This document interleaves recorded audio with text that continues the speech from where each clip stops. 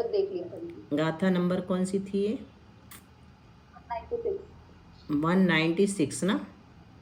हाँ, 196 का हमने थोड़ा सा पढ़ लिया था डिटेल, यहाँ तक देख लिया था। संदृष्टि, अर्थ संदृष्टि और अंक संदृष्टि दोनों बता दी थी। अब सामायिक संयम। अब संयम जो होते सामायिक, छेदोपस्थापना, परिहार विशुद्धि, सूक्ष्म सांप्राय और यथाख्यात इनका स्वरूप संक्षेप में यहाँ पर बताया गया है। सामायिक संयम किसे कहते हैं? व्रत धारण आदि 5 प्रकार के संयम को संग्रह करके, 5 प्रकार के संयम को संग्रह करके, है ना, अहिंसा आदि 5 प्रकार के संयम को संग्रह करके सर्व सावध्य के त्याग रूप, सावध्य मतलब पाप रूप। हाँ, सर्व सावध्य के त्याग रूप जो अभेद संयम है, इसमें भेद नहीं होता, उसे सामायिक संयम कहते हैं। मतलब अभेद रूप से संपूर्ण प्रकार का संयम ग्रहण कर लिया, कुछ भी बाकी नहीं रहा, है ना, तो उसको सामायिक संयम कहते हैं। ऐसा संयम है, कैसा है ये? अनुत्तर है। अनुत्तर मतलब इसके जैसा कभी कोई प्राप्त नहीं होगा बाद में, उत्तर यानी बाद में, तो ऐसा संयम दूसरा कभी हो नहीं सकता, इसके समान दूसरा नहीं। और दुख गम में है, मतलब बड़ी मुश्किल से प्राप्त होता है ये। कौन सा संयम? सामायिक संयम। और छेदोपस्थापना, छेदोपस्थापना भेद रूप है, वो कैसा बताया? अभेद रूप। और छेदोपस्थापना भेद रूप से 5 प्रकार के संयम में स्वयं को स्थापित करना। जैसे पहले अहिंसा संयम में कर लिया, फिर सत्य संयम में कर लिया, कभी ऐसा दोष आदि लगने पर और नहीं भी लगने पर बार बार अपने आप को संयम की ओर स्थापित करने के लिए प्रेषित करते हैं। तो भेद रूप से 5 प्रकार के संयम में स्वयं को स्थापित करना। छेद यानी भेद रूप संयम, अर्थात 5 प्रकार के व्रत, समिति आदि में उपस्थापन यानी अपने को स्थापित करना। एक ही संयम को द्रव्यार्थिक नय से सामायिक संयम कहते हैं और पर्यायार्थिक नय से छेदोपस्थापना संयम कहते हैं। ये एक ही है एक प्रकार से, लेकिन द्रव्यार्थिक नय से इसी को सामायिक संयम कह देते हैं और पर्यायार्थिक नय से इसी को, क्योंकि दोनों में व्रतों में ही स्थापना हो रही है, एक में भेद रूप से हो रही है और एक में अभेद रूप से हो रही है, दोनों में व्रतों में ही संलग्न है जीव। फिर तीसरा है परिहार विशुद्धि संयम। जो जीव 5 समिति 3 गुप्ती से संयुक्त होकर सदाकाल हिंसा रूप सावध्य को त्याग करता है। ऐसा नहीं कि 5 साल के लिए हिंसा का त्याग या 10 साल के लिए या 1 साल के लिए, नहीं, हमेशा के लिए त्याग करता है, वह परिहार विशुद्धि संयमी है। परिहार विशुद्धि संयम, परिहार का अर्थ होता है प्राणियों की हिंसा का त्याग और विशुद्धि मतलब विशेष शुद्धता। ये दोनों शब्दों का अर्थ बता दिया। सूक्ष्म सांप्राय संयम किसे कहते हैं? सूक्ष्म संज्वलन लोभ के उदय को भोगने वाला। संज्वलन लोभ का उदय तो है, लेकिन वो भी कैसा है? सूक्ष्म है, उसको भोगने वाला उपशमक या क्षपक जीव सूक्ष्म सांपराय संयमी है। सूक्ष्म संज्वलन लोभ के उदय को भोगने वाला मतलब जिसके सूक्ष्म संज्वलन लोभ का उदय चल रहा है, वही भोगने वाला होता है। उदय मतलब भोगना। ऐसा उपशमक हो या क्षपक जीव हो, मतलब उपशम श्रेणी वाला हो या क्षपक श्रेणी वाला हो, वो कौन कहलाता है? सूक्ष्म सांपराय संयम ही कहलाता है, होता है। यह संयम यथाख्यात से कुछ ही कम है। सूक्ष्म सांपराय भी कोई साधारण संयम नहीं है, सूक्ष्म यथाख्यात से थोड़ा ही कम होता है। संयम भावों की तुलना करते हैं। सामायिक छेदोपस्थापना जो सबसे पहले संयम है वो जघन्य से लेकर, दिख रहा है ये, यहाँ जघन्य से लेकर कहाँ तक चला गया? यहाँ उत्कृष्ट तक चला गया। इसका इतना है क्षेत्र, है ना, यहाँ से यहाँ तक दिखाया जा रहा है। जघन यहाँ शुरू होता है और यहाँ तक चलता है, मतलब गुणस्थान, हाँ 9वें तक। तो अभी हम वही गुणस्थान यहाँ पर इमेजिन कर सकते हैं। और ये जघन्य से उत्कृष्ट इसका कहाँ है? 6ठे 7वें में है, 6ठे में है ना, परिहार विशुद्धि का। जघन्य यहाँ और उत्कृष्ट यहाँ। और फिर कौन सा संयम आ गया? सूक्ष्म सांप्राय। ये इसके सामायिक छेदोपस्थापना के उत्कृष्ट के बाद इसका जघन्य शुरू होता है और उत्कृष्ट यहाँ तक जाता है। और यथाख्यात संयम सबसे अधिक विशुद्धि वाला एक ही प्रकार का यहाँ रहता है। अब इनके बारे में और बताएंगे कि कितना कितना कैसा होता है। दीदी सामायिक और छेदोपस्थापना कितने गुण स्थान तक चलेगा? 9वें तक, 6 से 9। 6 से 9 हाँ। और परिहार विशुद्धि 6 और 7 छः और सात, बस यहाँ बीच में डाल दिया। और सूक्ष्म सांप्राय 10वें में, और यथाख्यात 11 से 14 तक वही हाँ। चलेगा यथाख्यात। हाँ, 11, 12, 13, 14। गाथा नंबर 197, 197। तत्तो यसुहुम संजम पडिबद्धा शंख समय मेत्ताहु, तत्तो दुजहा खादम एयविहम संजमम होदी। तत्तो यसुम संजम पडिबद्धा शंख समय में ताहु, तत्तो दुजहा खादम एयविहम संजमम होदी।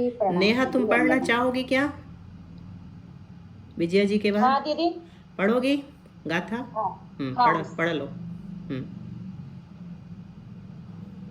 तत्तो या समूह संजम पडिबद्ध शंख संयमे ताहु, तत्तो दुजहा खादम एय विहम संजमम होदी। तत्तो या मतलब उससे आगे, सुहुम संजम पडिबद्धा सूक्ष्म सांप्राय संयम से संबंधित। सुहुम संजम पडिबद्धा मतलब प्रतिबद्ध, पडिबद्धा मतलब प्रतिबद्ध, किससे? सूक्ष्म सांप्राय संयम से संबंधित। असंख्य समय मेत्ताहु, असंख्यात समय मात्र स्थान है, किससे आगे? पिछले वाले से आगे। सूक्ष्म सांप्राय संयम से संबंधित असंख्यात समय मात्र स्थान है, परंतु उससे आगे तत्तोदु, परंतु यानी परंतु, तत्व यानी उससे आगे। जहा खादम संयमम यथा ख्यात संयम ए विहम एक प्रकार का है, तत्व या उससे आगे। यहाँ देखो ये किसके बताएं? असंख्यात समय मात्र स्थान, सूक्ष्म सांप्राय संयम से संबंधित। ये सूक्ष्म सांप्राय संयम से संबंधित, इससे आगे सामायिक छेदोपस्थापना से आगे सूक्ष्म सांप्राय संयम से संबंधित जो स्थान है वो कितने? असंख्यात लोक मात्र हैं। ये यहाँ जघन्य से लेके उत्कृष्ट तक, ठीक है। दीदी इसको असंख्यात लोक नहीं कहा, असंख्यात समय मात्र कहा, असंख्यात लोक नहीं कहा, है ना। असंख्यात समय मात्र लेना। यहाँ कितने? जघन्य से उत्कृष्ट तक कितने हैं? असंख्यात समय प्रमाण सूक्ष्म सांप्राय संयम के स्थान है, इतने समय तक वो रह सकता है, रहता है। यहाँ और समझ ले, इसको ऐसा समझे क्या कि 11 गुणस्थान में जो यथाख्यात संयम होगा वही 12वें में 13वें में होगा, ऐसा समझे? यथाख्यात, हाँ यथाख्यात तो होगा 11 से 14वें तक। हाँ, क्वालिटी में फर्क नहीं रहेगा ना? नहीं, विशुद्धि में अंतर रहेगा, लेकिन संयम में अंतर नहीं रहेगा। संयम एक ही प्रकार। वही पूछना था। हाँ, संयम ठीक है, लेकिन विशुद्धि ज्यादा ऊपर ही होगी, बढ़ेगी। हाँ,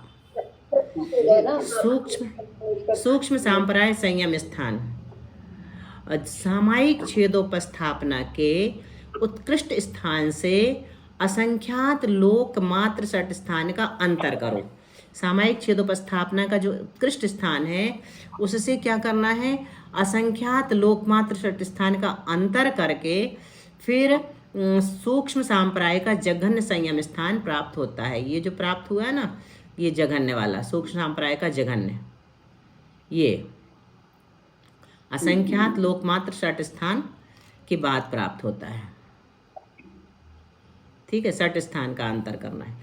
फिर सूक्ष्म सांप्राय का जघन्य स्थान उपशम श्रेणी से उतरते हुए, उपशम श्रेणी से उतर रहा है कोई जीव 11वें से, सूक्ष्म सांप्राय के अंतिम समय में है वो, उस समय सूक्ष्म सांप्राय का जघन्य स्थान होता है, जो अगले समय में अनिवृत्तीकरण को प्राप्त करेगा। इससे असंख्यात समय मात्र स्थान जानने पर सूक्ष्म सांप्राय संयम का उत्कृष्ट संयम स्थान होता है। यह छपक सूक्ष्म सांप्राय वर्ती के अंतिम समय में होता है। अब देखो, यथाख्यात चारित्र उपशम श्रेणी वाले के भी होता है और छपक श्रेणी वाले के भी होता है, इसलिए अंतर पड़ जाएगा ना। 11वें स्थान में उपशम श्रेणी वाला भी है और छपक श्रेणी वाला 12वें में है, तो 11वें से शुरू है यथाख्यात चारित्र। यह छपक का सूक्ष्म विशुद्धि में अंतर पड़, हाँ बहुत अंतर पड़ जाएगा, विशुद्धि में अंतर पड़ेगा। यह छपक सूक्ष्म सांप्रायवर्ती के अंतिम समय में होता है। इसके अगले समय में छपक क्षीण कषाय हो जाता है। ये देखो यहाँ जघन्य सूक्ष्म सांप्राय संयम किसके होता है? अनिवृत्तिकरण के अभिमुख जो उपशामक है उसके होता, उपशम श्रेणी वाला है ना, यहाँ पर होगा। ये अनिवृत्तिकरण के अभिमुख है। और फिर यहाँ से आगे गए हम ऊपर तो उत्कृष्ट सूक्ष्म सांप्राय संयम चरम समयवर्ती छपक सूक्ष्म सांप्रायवर्ती के होता है। छपक कौन से गुण स्थान वाला ले रहे हैं यहाँ पर? 12वें 11वें गुण स्थान वाला ही लेंगे। 11वें से आगे नहीं, निकल सूक्ष्म रहा है सांप्राय कौन सा है? 10वें में लेंगे। हाँ, 10वें में, 10वें में लेना। 10वें तो दोनों 10वें में छपक श्रेणी है ना। हाँ, 10वें में दोनों श्रेणी हैं। तो ये उत्कृष्ट जो है, मैं यथाख्यात समझ रही थी। हाँ, इसीलिए तो हम पूछ लेते हैं ताकि क्लियर हो जाए। फिर उससे आगे यथाख्यात संयम जो है वो अजघन्य अनुत्कृष्ट एक ही स्थान वाला ये हो गया, एक ही स्थान वाला है। अब सूक्ष्म सांप्राय संयम स्थान जघन्य से उत्कृष्ट स्थान के बीच असंख्यात लोकमात्र स्थान नहीं है, असंख्यात ही है। अभी बताया ना, असंख्यात, लोकमात्र नहीं लगाना, वहाँ असंख्यात ही स्थान है।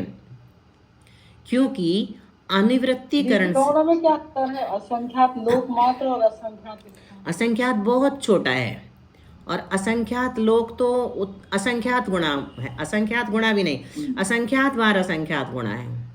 जैसे असंख्यात लोक और असंख्यात में अंतर पता है?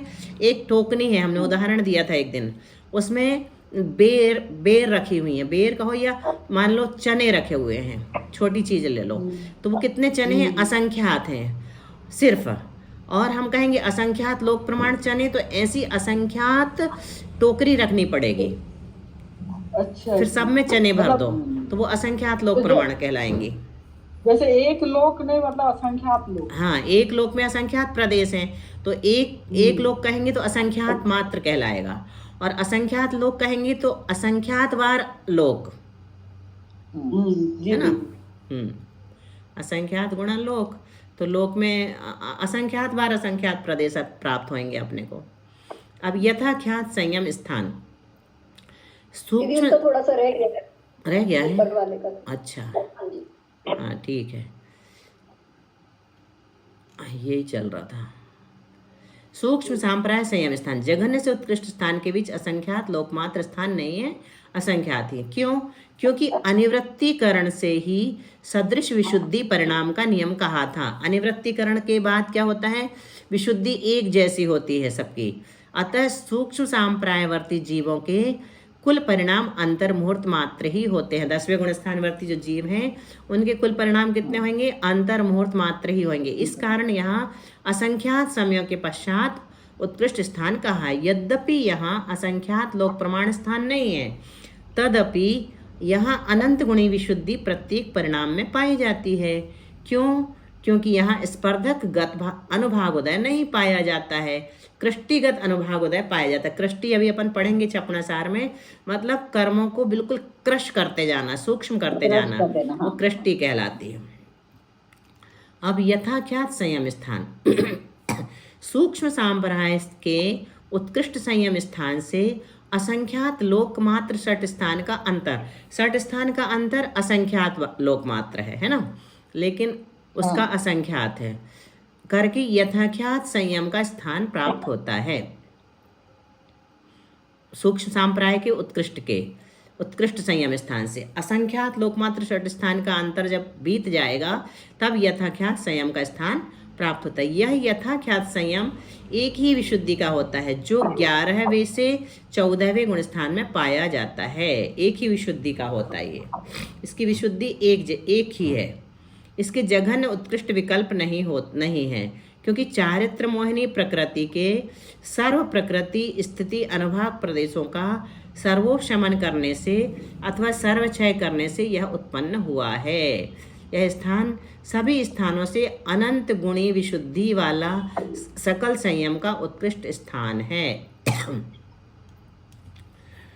अब गाथा नंबर 198। विजया जी के बाद पढ़ना है किसको? नेहा को। पढ़चरी में गुण ना पडचरि में गहनादि समये पडिवाद दुगमनुभयन्तु तम्मध्ये उवरिम गुण गहना ही मुहे यदेशं वा। पडचरि में गहनादि समये पडिवाद दुगमनु भयं तु तम्मध्ये उवरीम गुण गहना हि मुहे यदेशं वा। प्रणाम दीदी। नेहा। पडचरि में गहनादि समये पडिवाद दुग्मनुभयं तु तम्मध्ये उवरिम गुणगहन विमुहे यदेशं वा। हाँ, पडचरि में यानी संयम से च्युत होते समय, अंतिम समय में। चरि में यानी अंतिम समय में। क्या कब? पड यानी च्युत होते समय, संयम से च्युत होते समय, पत से बना पतन वाला। संयम से च्युत होते समय, अंतिम समय में, और गहनादि समय, संयम ग्रहण करने के प्रथम समय में। एक में क्या हो रहा है? संयम से च्युत हो रहा है, तो संयम का अंतिम समय वहां पर प्राप्त हो रहा है। और संयम ग्रहण कर रहा है तो पहला समय मिलेगा संयम का क्रमशः। तो च्युत होते समय तो प्रतिपात स्थान होगा, पडिवाद दुगम, और ग्रहण करते समय प्रतिपद्यमान स्थान होता है। अनुभयम तु, अनुभय स्थान देशम वा, देश संयम के समान। अनुभय स्थान जो है वो देशम वा यानी देश संयम के समान। तम मध्य, उन दो स्थानों के मध्य में, या यानी और, उबरिम गुण गहना ही मुहे, ऊपर के गुण स्थान को ग्रहण करने के सन्मुख होने पर होता है। अनुभव स्थान जो है वो देश संयम के समान, तम मध्य उन दोनों के मध्य में, और ऊपर के गुण स्थान को ग्रहण करने के सम्मुख होने पर होता है। ग्रहण करने के जब सम्मुख हो जाता है। संयम स्थानों का स्वरूप। प्रतिपात स्थान सकल संयम से नीचे गिरते समय अंतिम समय में होता है। प्रतिपद्यमान स्थान सकल संयम ग्रहण करने के प्रथम समय में होता है। और अनुभय स्थान प्रतिपात और प्रतिपद्यमान के समय के बीच में तथा उपरितन गुण स्थानों में अभिमुख हुए जीव के होता है। प्रतिपात और प्रतिपद्यमान के समय के बीच में और उपरितन गुण स्थानों में अभिमुख हुए जीव के होता है। संयम स्थान विशेष, ऊपर चढ़ना है उसको, है ना? हाँ, ऊपर के गुण स्थान में चढ़ना है। हाँ, अनुभव में हाँ। उपरितन गुण स्थानों में अभिमुख हो गया, वो चढ़ेगा। दोनों के, हाँ। और दोनों के बीच में भी होता है, प्रतिपात और प्रतिपद्यमान के बीच और प्रतिपाद्य में। हाँ। संयम स्थान प्रतिपद्यमान, यहाँ छठवें सातवें गुण स्थान के संयम स्थान अलग से नहीं कहे हैं, वे सब सकल संयम के स्थानों में आ जाते हैं। छठे सातवें गुण स्थान के संयम स्थान अलग से नहीं कहे हैं। क्यों? क्योंकि वे सकल संयम में आ जाते। छठा भी सकल संयम है और सातवां भी सकल संयम है। सकल संयम के स्थान कहेंगे तो उसमें छठे सातवें के संयम स्थान आ जाएंगे। इन्हीं स्थानों से ज्ञात होता है कि कभी छठवें की विशुद्धि सातवें से भी अधिक होती है, और गिरना अधिक विशुद्धि अनुभव स्थान से सीधे प्रतिपात स्थान में जाकर होता है। गिरना अधिक विशुद्धि मतलब अनुभव स्थान से भी हो जाता है, सीधे प्रतिपात स्थान में चला जाता है, अर्थात शीघ्रता से होता है। परंतु विशुद्धि का बढ़ना धीरे धीरे होता है। ऊपर से नीचे गिरना तो बहुत आसान है, लेकिन नीचे से ऊपर जाना बहुत कठिन है, क्योंकि प्रतिपद्यमान स्थान प्राप्त कर फिर अनुभव स्थान की प्राप्ति होती है। ऐसे भी अपन देखते हैं किसी पिलर में चढ़ रहे, खंबे में चढ़ रहे, पहाड़ में चढ़ रहे हैं, तो चढ़ना कितना कठिन होता है, और ऊपर से गिरने में जरा सा चूके और नीचे गिर रहा। 199 गाथा। पडिवादादित्यदयम् उबरुबरिम संख्य लोग गुणिद कमा अंतर छक्के पमाणम असंख्य लोगाहुदे संवा। पडिवादादित्यदयम् उवरुवरिम संख्य लोग गुणिद कमा अंतर छक्क पमाणम असंख्य लोगाहुदे संवा। प्रणाम दीदी। पडिवादादित्यम्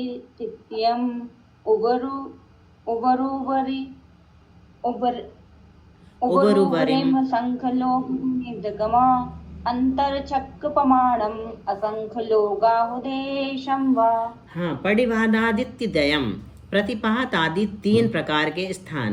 उवरुवरिम ऊपर ऊपर, असंख्य लोक गुणित कमा क्रम से असंख्यात लोक गुणित हैं। अंतरचक्र प्रमाणम 6 अंतरों का प्रमाण। देशंवा देश संयत के समान। असंख्य लोगाहु कितना है? असंख्यात लोक प्रमाण है, 6 अंतरों का प्रमाण। 6 अंतर के स्थान प्रतिपात आदि 3 स्थानों के मध्य में यथायोग्य अंतर होते हैं। प्रतिपात आदि 3 कौन से हैं? फटाफट बताओ। प्रतिपात प्रतिपद्यमान और अनुभयगत। अनुभयगत, प्रतिपात स्थान, प्रतिपद्यमान स्थान और अनुभयगत। प्रतिपात आदि इन 3 स्थानों के मध्य में यथायोग्य अंतर होते हैं। अंतर का मतलब क्या बताया था?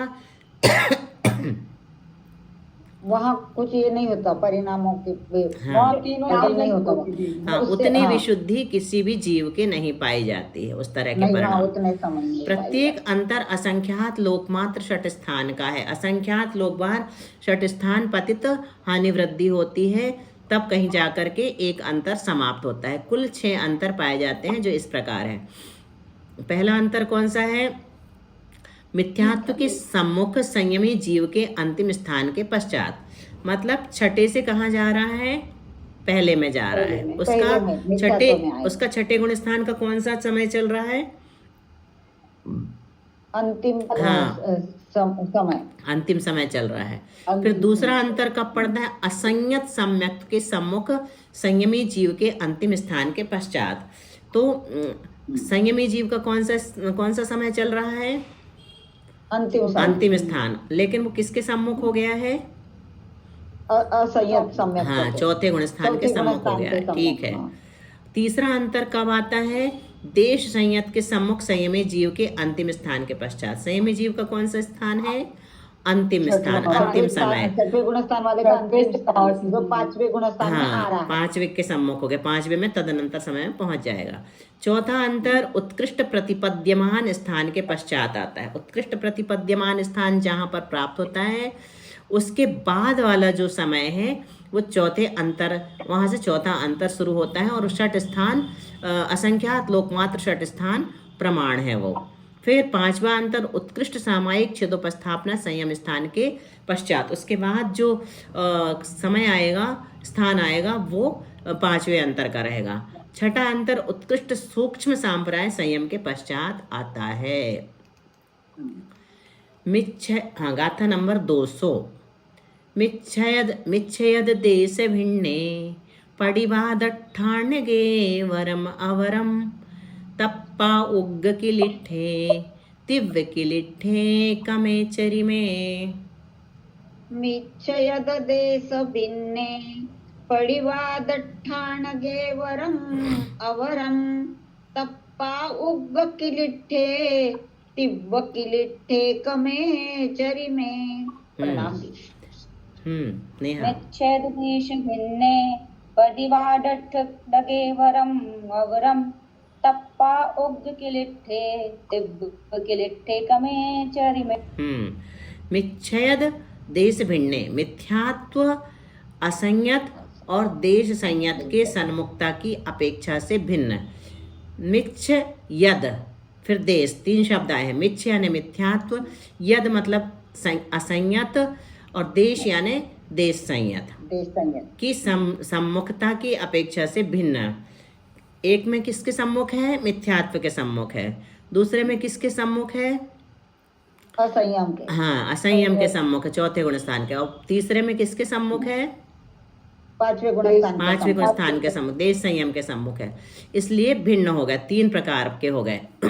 पडिवाद ठाणगे, प्रतिपात स्थानों में, ये तीनों प्रतिपात स्थान हैं। क्रम से वरम उत्कृष्ट स्थान, तप्पा उग्ग किलिठे उसके योग्य संक्लेश युक्त जीव में, और अवरम यानी जघन स्थान तीव्र किलिठे तीव्र संक्लेश युक्त जीव में, चरि में यानी अंतिम समय में होता है। क्या कह रहे हैं?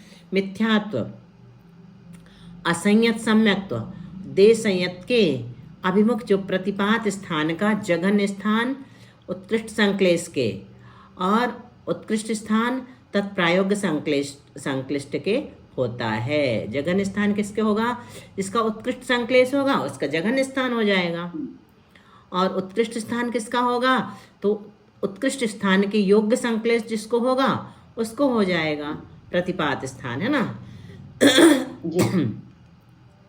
गाथा नंबर 201 और लेना है कि बस? आप देखिए समय का दीदी, क्योंकि अपने को थोड़ी जानकारी भी पढ़नी है। हाँ, इसीलिए पूछा। 201 है तो छोटी, लेकिन 200 में ही रोक देते हैं। 200 हो गई ना अपनी? दीदी कर्मकांड हो ना, कर्मकांड की नहीं हो ना। अब भैया की क्लास चल रही है तो अभी उसमें तो शुरू कर नहीं सकते। हम सोच रहे लब्धि सार पूरा करके दोपहर में ही रख लेंगे उसको। भैया से बोला था 3 बजे का टाइम, वो एक बार कह रहे थे कि फ्री रहते हैं, लेकिन फिर उन्होंने कहा कि लब्धि सार हो जाने दो। अभी इष्टोपदेश तो समाप्ति की ओर है उनकी। हाँ, लेकिन उसके बाद रत्नकरण शुरू करेंगे ना। अच्छा जी जी, वो भूल इसीलिए। गई थी भाई जी। ये अच्छा लग रहा दीदी, ये प्रकरण बहुत अच्छा लग रहा हाँ, है। अच्छा चल रहा है। दीदी PDF भेज दीजिएगा आगे। हाँ, देखो, न सही भगवान एक बेहतर इंसान तो बन जाए। अपन क्या बनना चाहिए? भगवान तो बाद में बनेंगे, टाइम लगेगा, लेकिन जब तक नहीं बन रहे हैं तब तक क्या बन जाना चाहिए? एक बेहतर एक अच्छे इंसान इंसान। बनना चाहिए। थोड़ा इसमें स्वास्थ्य से संबंधित भी है, देखते क्या लिखा है। पूज्य निकटमती माता जी ने अब बहुत सारी डायरियां बनाई हैं, उनमें से ये हमने खोजा है। आवश्यक सामग्री क्या चाहिए सही इंसान, बेहतर इंसान बनने के लिए या भगवान बनने के लिए? देखो, सच्चाई के पत्ते चाहिए, औषधि बना रहे अपन। सच्चाई के पत्ते ले आओ तोड़ के। ईमानदारी की जड़, जड़ी काहे की चाहिए? ईमानदारी की जड़। संगठन के बहेड़ा, अनुभवों के आंवले, परोपकार के बीज, उदारता का अर्क, वाणी की मिठास, सत्संग का रस और रहम दिलों का छिलका। इन सब इतनी सामग्री इकट्ठी करो। फिर सब सामग्री इकट्ठी हो जाए तो इसको अच्छी तरह से मिलाओ, पूरी सामग्री को। फिर परमात्मा की हांडी में, ध्यान की अग्नि में पकाओ। परमात्मा रूपी हंडी में, हड़िया में ध्यान रूपी अग्नि जलाओ और उसको पकाओ। अच्छी तरह से पक जाने के बाद नीचे उतार करके ठंडा कर लो।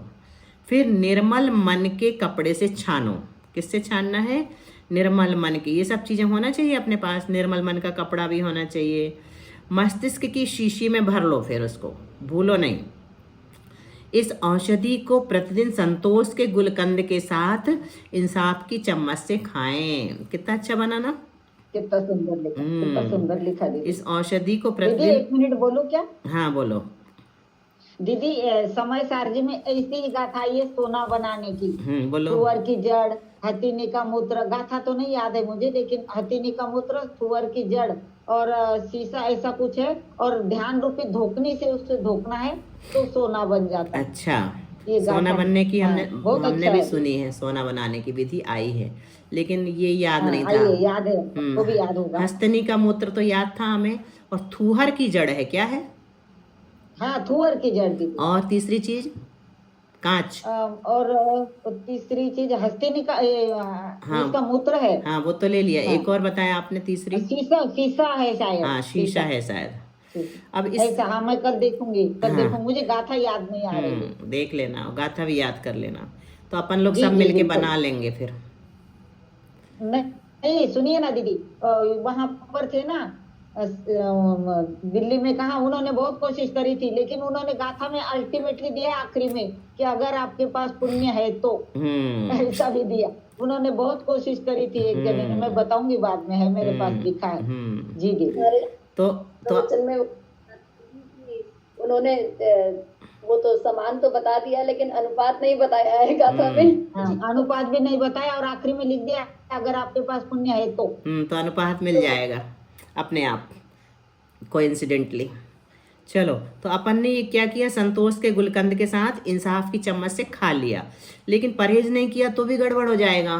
तो परहेज काहे से करना है? क्रोध की मिर्च का त्याग करना है। क्रोध की मिर्च नहीं खाना, अहंकार का तेल यूज नहीं करना, धोखे के पापड़ नहीं खाना, और दुराचार का अचार नहीं खाना। इस दवा के नियमित सेवन से हमारे भीतर की इंसानियत कहीं खोने नहीं पाएगी, टूटने नहीं पाएगी और बिखरने नहीं पाएगी। बहुत सुंदर। हर एक रोगी पुस्तक की तरह होता है। रोगी जो होता है कैसा होता है? पुस्तक की तरह। क्यों? उसको पढ़ करके अपन को अनुभव मिल सकता है। रोगी को देखते हैं ना, तो वो क्या क्या खाता पीता है, वैसा खाना पीना छोड़ दो, और सब कुछ उससे अपने को अनुभव मिलता है। और अनुभव जो है वो सबसे बड़ा शिक्षक है। और अच्छा इंसान बनने के लिए और क्या करना चाहिए? सुनो, छोटों के साथ नरमी से। छोटों के साथ कैसे पेश आना चाहिए? नरमी से। बड़ों के साथ विनय से, और संघर्ष करने वालों के साथ हमदर्दी से, और कमजोर व गलती करने वालों के साथ सहनशीलता से। उनकी गलती जब कोई करता ना तो अपने को सहन नहीं होता, तो उनके साथ अपने को कैसे बनना चाहिए? सहनशील, करुणा से पेश आवें, क्योंकि हमारे जीवन में भी कभी ऐसी स्थिति बन सकती है। प्रत्येक संसारी प्राणी की वर्तमान जो आयु है वो एक ना एक दिन पूरी होती है। नियम है ना ये। नियम होते हुए भी हम क्या करते हैं? भूल जाते हैं। हमको सिर्फ इतना याद रहता है कि दूसरों को मरना है, ये याद नहीं रहता कि हमको भी एक दिन मरना है ना। आत्मानुशासन में आया है, किस प्रसंग में, किस गाथा में? इष्टोपदेश में भी आया। विपत्ति मात्मनो मूढ़ा परेशान नेक्षते दह्यमान मुर्गा किरण वनांतरे तरुस्तव। हाँ, यही वाला बोल रहे थे। वो झाड़ जल रहा, वो लोग जल रहे, वो जल रहे, पर वो ये नहीं समझ रहा है कि मैं भी जलने ही वाला हूँ। यही बोल रहे थे हम। आत्मानुशासन कह दिया, इष्टोपदेश का ही है वो, कि बीच जंगल में आग लगी है, सारा जंगल धू धू करके जल रहा है, और एक व्यक्ति उस जंगल में बीचों बीच एक पेड़ पर बैठा हुआ है और देख रहा है। क्या देख रहा है? वो पेड़ जल गया, वो गया, अब उसकी भी बारी है। लेकिन मूर्ख ये भूल जा रहा है कि थोड़ी देर में आग बढ़ते बढ़ते मेरे पेड़ तक भी आएगी, और ये पेड़ भी जल करके पूरे जंगल के साथ भस्म हो जाएगा, और वो भी भस्म हो जाएगा। तो इसी प्रकार हम भी भ्रम में बैठे रहते हैं कि अभी तो बहुत जीना है, लेकिन अगले पल का भी भरोसा नहीं है। तो प्रत्येक संसारी प्राणी की वर्तमान आयु एक ना एक दिन पूरी होती है। उनमें वैक्रिक शरीर वालों का अकाल मरण संभव नहीं है, हम जानते हैं ये, है ना। अकाल मरण कहाँ कहाँ होता है? किस किस गति में होता है? मनुष्य और त्रियंचों का होता है, देव और नारकियों का अकाल मरण नहीं होता। मनुष्य और त्रियंचों का ही होता है। औदारिक शरीर वालों का अकाल मरण संभव है। वह अकाल मरण कैसे? सूत्र बोलते हम, बोलो। सूत्र बोलते औपपादिक चर्मोत्तम देहा संख्येय वर्षायुषो न पवर्त्यायुषः। इतने लोगों के अकाल मरण नहीं होते। और वह अकाल मरण कैसे होता है? आकस्मिक घटना या रोग आदि कारणों से हो सकता है। रोग होने की दो स्थितियां हो सकती हैं। कौन कौन सी? एक तो आयु कर्म पूरा होने वाला हो, और रोग मात्र निमित्त बनकर उपस्थित हुआ है।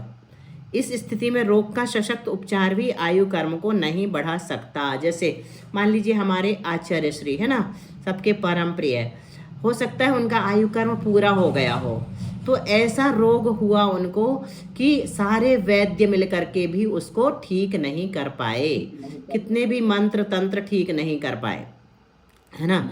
तो आयु कर्म पूरा होने वाला हो और रोग मात्र निमित्त बन गया। वहां पर आयु कर्म पूरा हो गया था, रोग मात्र क्या बन गया?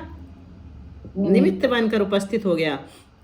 इस स्थिति में रोग का सशक्त उपचार भी आयु कर्म को नहीं बढ़ा सकता, क्योंकि एक आयु कर्म ही इतना बलवान है कि इसका संक्रमण और भुज्यमान आयु का उत्कर्षण नहीं किया जा सकता। आयु कर्म का संक्रमण होगा तो किस में होगा?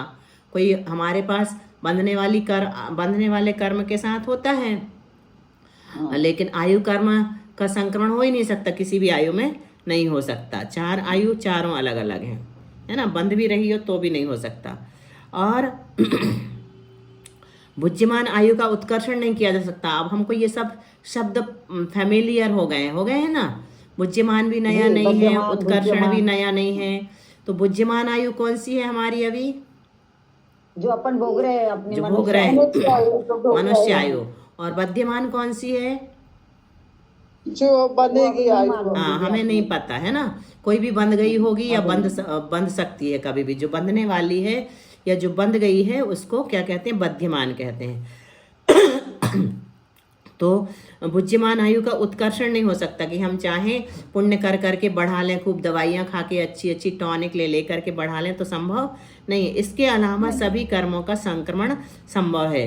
तो जब आयु पूरी होने वाली हो या असाध्य रोग हो गया हो, उस स्थिति में शरीर से क्या करना चाहिए? ममत्व घटाना चाहिए और काय व कषायों को क्रस करते हुए प्रसन्नता पूर्वक समाधि मरण ही लेना श्रेष्ठ होता है। रोग होने की दूसरी स्थिति यह हो सकती है कि आयु कर्म तो शेष है, पर पूर्वोपार्जित असाता कर्मोदय व वर्तमान में मानसिक व शारीरिक स्वास्थ्य की उपेक्षा से प्राण ऊर्जा व रोग प्रतिरोधक क्षमता के क्षीण हो जाने से रोग हुआ हो तो भी यह रोग अकाल मरण में निमित्त बन सकता है।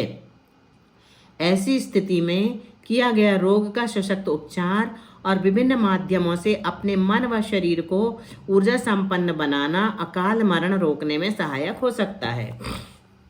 कोई भी कार्य बिना कारण के नहीं होता, इसलिए कारणों को दूर करके अनिष्ट कार्य को रोका जा सकता है।